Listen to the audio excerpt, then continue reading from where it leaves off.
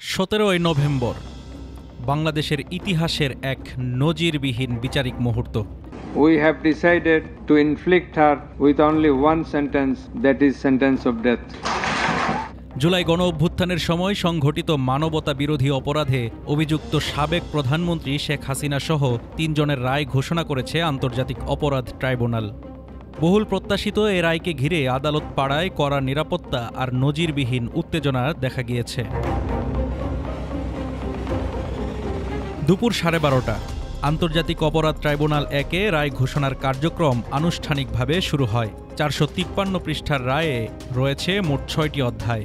প্রতিটি অংশেই উঠে এসেছে জুলাই গণঅভ্যুত্থানের সময় সংঘটিত নৃশংস হত্যাকাণ্ড ও মানবতা বিরোধী অপরাধের বর্ণনা। রায়ে বলা হয়েছে শেখ হাসিনার বিরুদ্ধে আনা 2টি অভিযোগ সন্দেহাতীতভাবে প্রমাণিত। এই 2 অভিযোগেই তাকে মৃত্যুদণ্ডে দণ্ডিত করেছে ট্রাইব্যুনাল।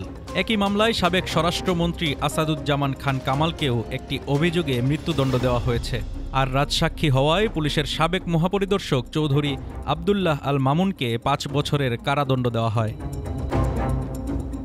রায়ের শেষ অংশে 3 আসামির সর্বোচ্চ শাস্তির পক্ষে বিপক্ষে উভয় পক্ষের যুক্তিতর্ক তুলে ধরেন প্রধান বিচারপতি গোলাম মর্তুজা মজুমদার।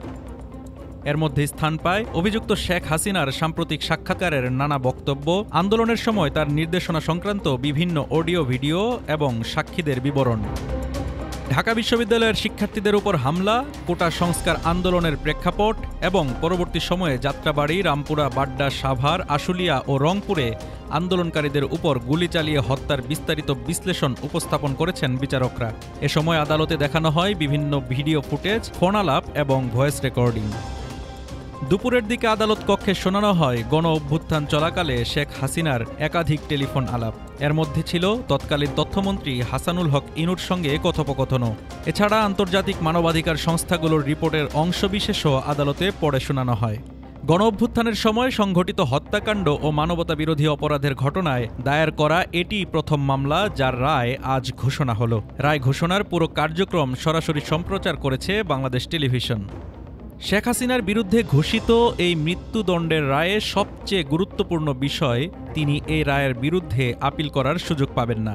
কারণ আন্তর্জাতিক অপরাধ ট্রাইব্যুনালের রায়ে আপিলের বিধান নেই। কারণ কেবলমাত্র গ্রেপ্তারকৃত আসামিরাই 30 কার্যদিবসের মধ্যে আপিল করার সুযোগ পান। এদিকে রায় ঘোষণার সঙ্গে সঙ্গে তা কার্যকর করার প্রক্রিয়াও আনুষ্ঠানিকভাবে শুরু হয়ে যায়। কিন্তু বড় প্রশ্ন হলো, শেখ হাসিনা বর্তমানে দেশের বাইরে অবস্থান করছেন, তাই রায় কার্যকর হবে কিভাবে? আইন অনুযায়ী দণ্ডিত ব্যক্তি যেখানেই থাকুক তাকে দেশে ফিরিয়ে আনার জন্য সরকার কূটনৈতিক ও আইনগত প্রক্রিয়া শুরু করতে পারে।